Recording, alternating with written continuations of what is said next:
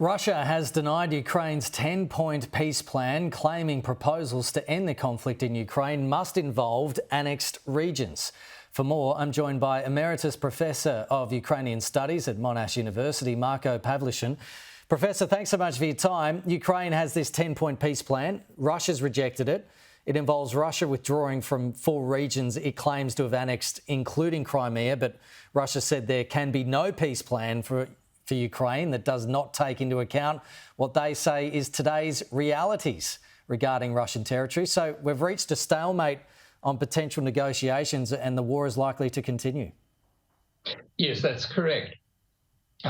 We have to remember that there have been negotiations in the past. They've gone through several phases. Right at the very start of the war, there was contact between the two sides and discussion of such matters as the exchange of prisoners and the creation of safety corridors for the evacuation of citizens. All of that stopped once the magnitude of Russia's war crimes on Ukrainian territory was discovered in April after Kiev retook the territories to its north that had been under Russian occupation. The proposal that Mr. Zelensky put forward for the first time at the G20 meeting in November does indeed presuppose, as a condition of negotiations, the withdrawal of Russian troops from all of the occupied territories, including Crimea. Russia's bottom line for negotiations at this stage is the retention of the 4 regions of Ukraine which it has claimed to have annexed. And at the moment, there is no middle ground between these fundamental demands of both sides. So it seems likely that the fighting will continue until the situation changes sufficiently for one of the sides to see that it is in its interest to resume negotiations. And that doesn't look as though it's going to be any time soon. It seems the fighting in Ukraine has reached a deadlock, meaning there's been no significant advances from either side.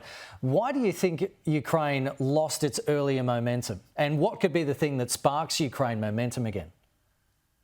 Well, again, recollect that we observed what appeared to be a stalemate for extended periods.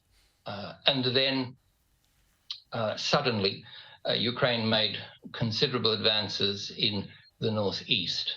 There appeared to be a stalemate in the Kherson region, and then the Russians withdrew from Kherson.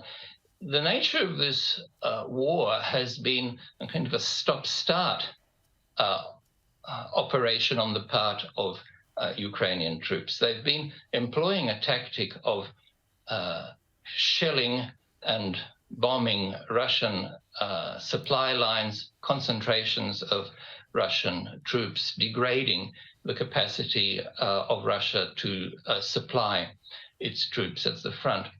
And these forms of military activity eventually change the military balance and force the opponent to retreat and enable the Ukrainians to advance.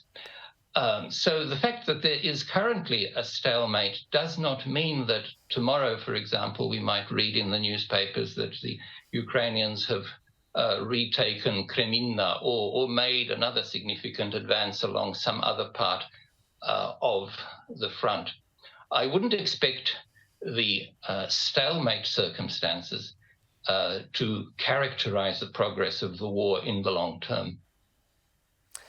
Emeritus Professor Marko Pavlyshyn, really appreciate your time today. Thank you. Thank you.